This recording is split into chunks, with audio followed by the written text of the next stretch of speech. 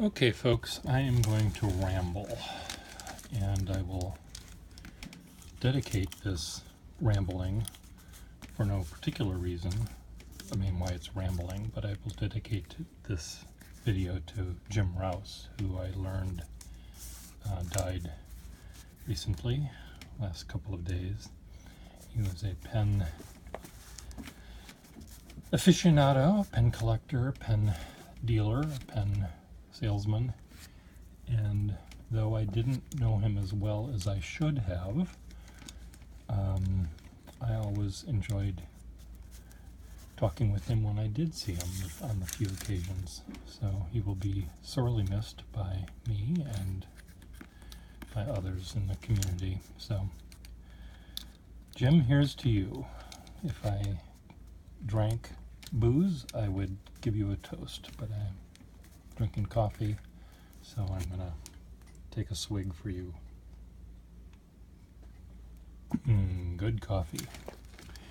So I went online today to see if he had any videos up of him describing his take on pens on YouTube videos. And one of the reasons that I'm making these videos is that not so much after I'm gone, but you know, there is going to be a time when I'm not going to be around anymore, and I don't have a huge carbon footprint when it comes to pen collecting, but I do have a little tiny carbon footprint, thumbprint, fingerprint, and I think I have interesting points of view some of the time, and maybe 0.1% of my views might make 0.1% of you people out there smile. So this is why I'm doing these things, is to make someone out there smile. Anyway, I'm getting to the point of this video. In looking for Jim Rouse this morning, I ran across a video of Neil deGrasse Tyson talking about his pen collection.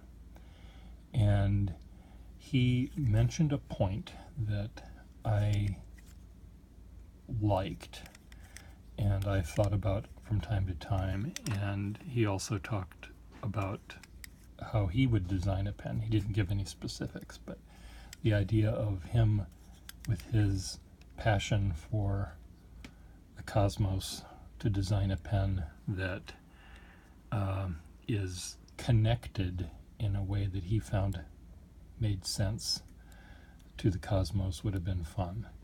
He did touch on something that I think about from time to time, which is the lazy man's way or lazy woman's way of making a pen be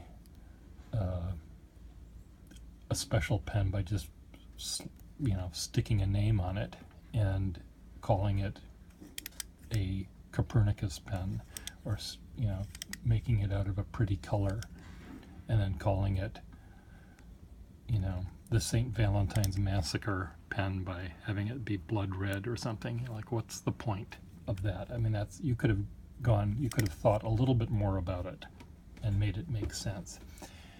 And there have been a couple of times in the last decade or two or three where limited edition pens started being manufactured by Montblanc, among others. They were, before that, really the only pen company that was doing this was the Parker Company, where they were making limited editions of using the bronze from the Queen Elizabeth ocean liner, and using a little piece of wood from the beam of Independence Hall to go in their pen for the bicentennial, I think it was. So those things make sense to me.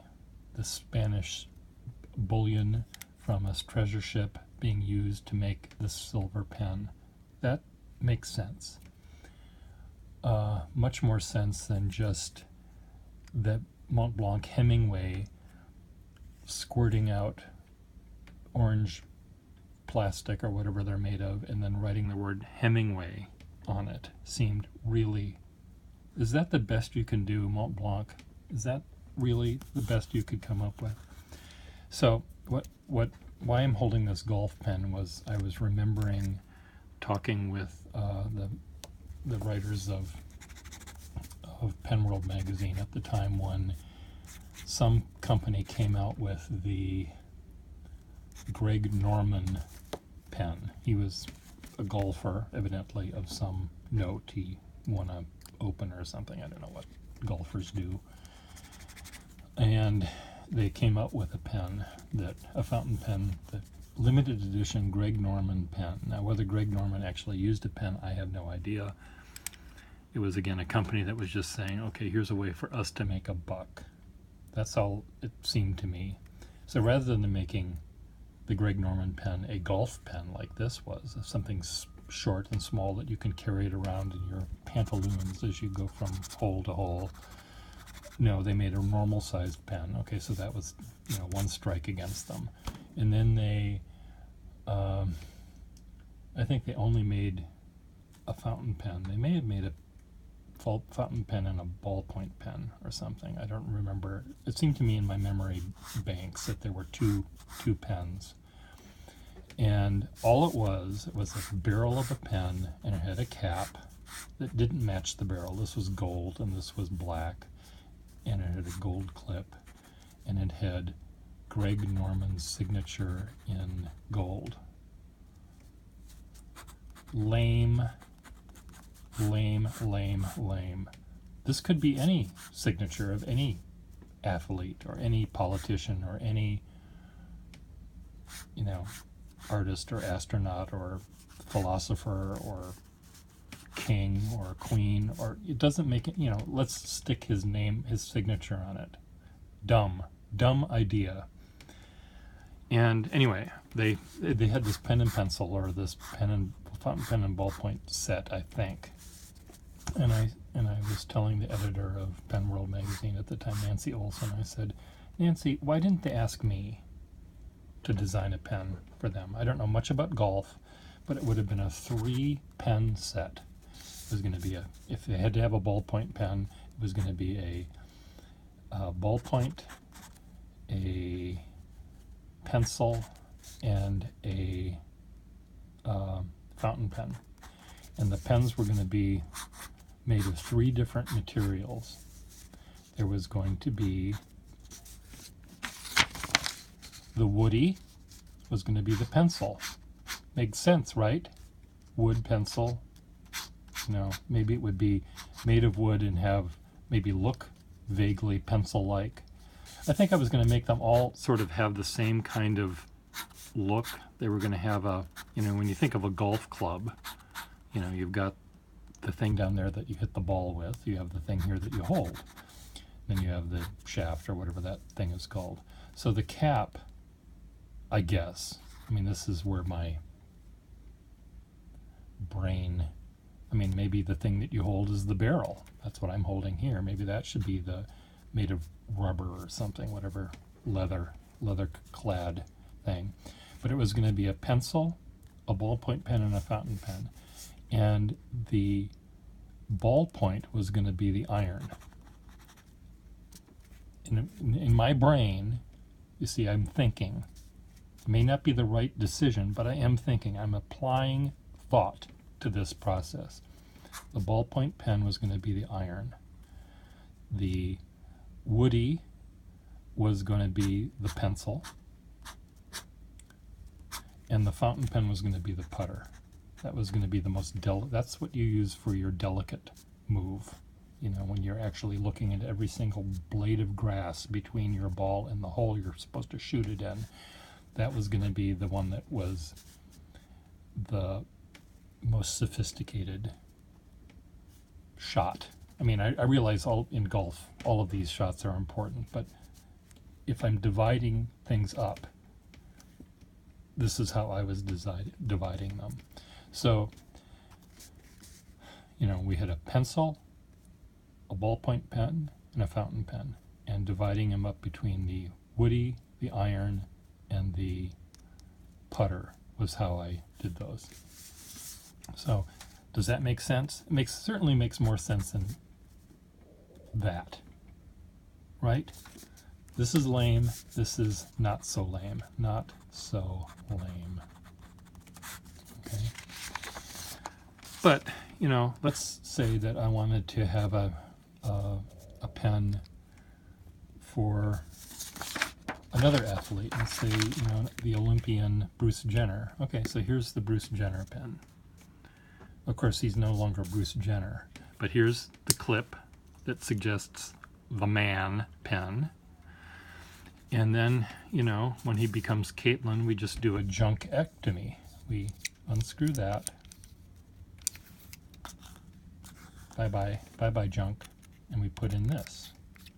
Hello, new junk. So that's the junk transplant. I don't know what you call that, a transplant. So we've gone from a man's pen to a lady's pen. Makes perfect sense. This one you could call the Bruce Jenner set, and you could Bruce Caitlin set. You can have them both there. And if there's a hermaphrodite, maybe if there's maybe the Russian wrestling team that were supposed to be women that were men, maybe they could have a pen that looks like this. It has, you know, both parts going, both junks represented. Another pen that came out, and I tried to do some research to try to find out what company it was, but there was a company that came out with the limited edition Captain Nemo pen. It could have been a Jules Verne pen, but again, what they ended up with, I think it was Mont Blanc, and they used some sort of marbleized plastic that they thought was Jules Verne, and they might have had Jules Verne's name on it here or something. I forget what it was, and I thought, what a cool idea.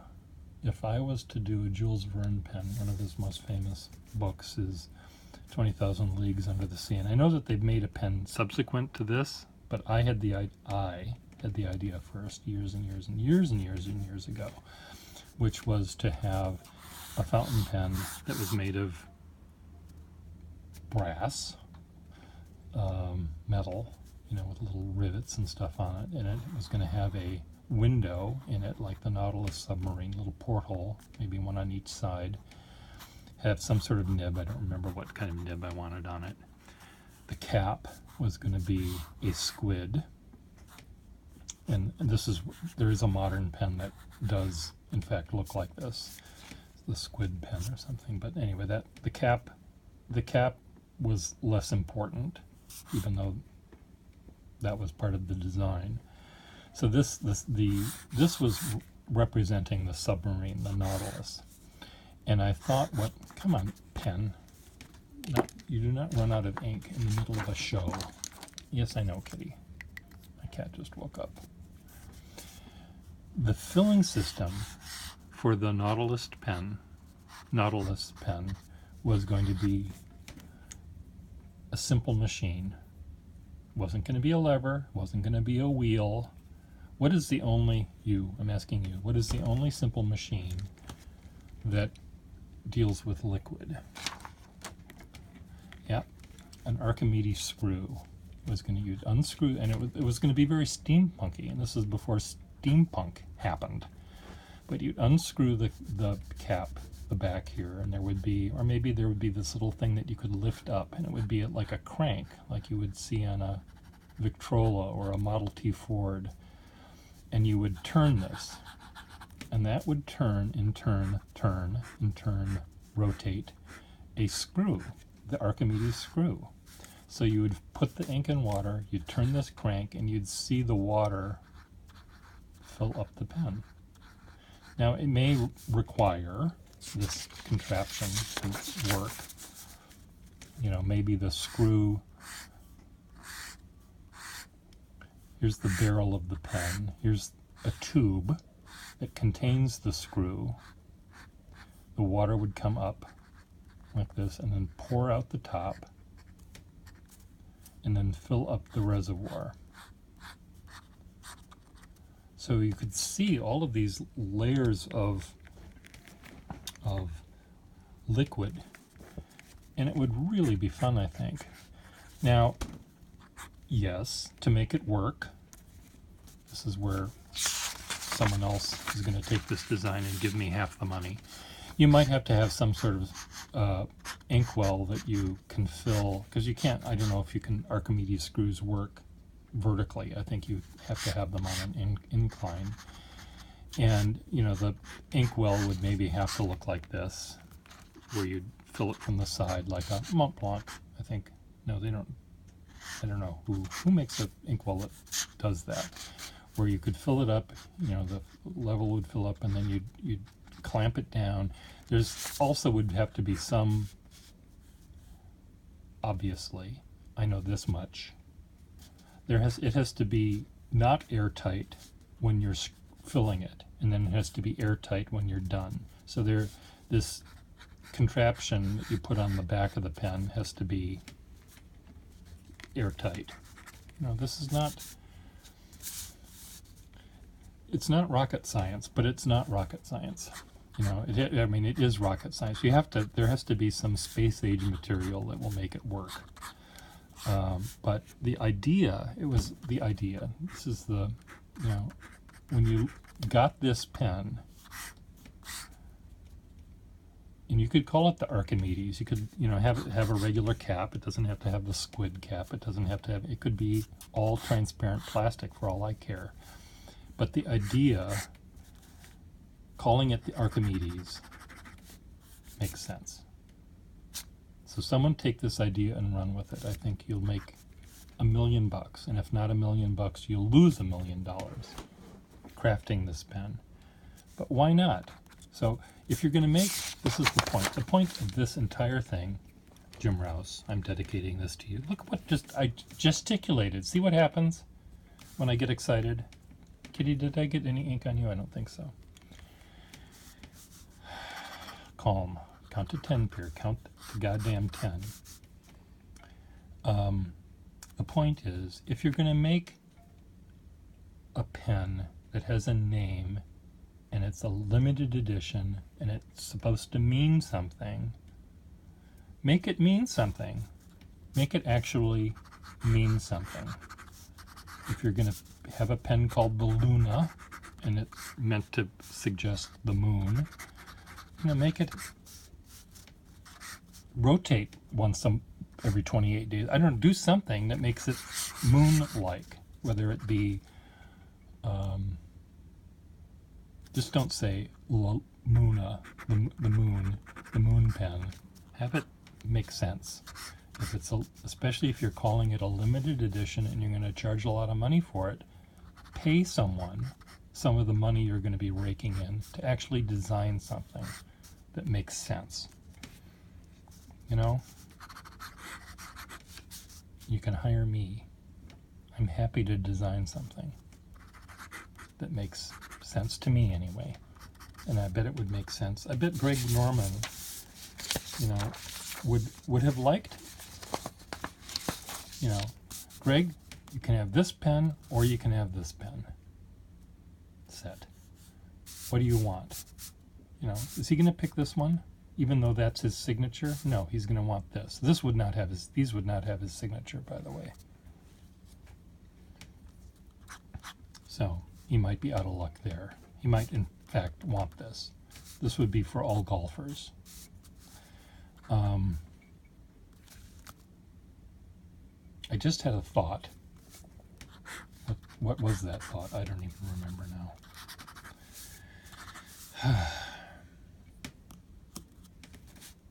Thank you for watching me.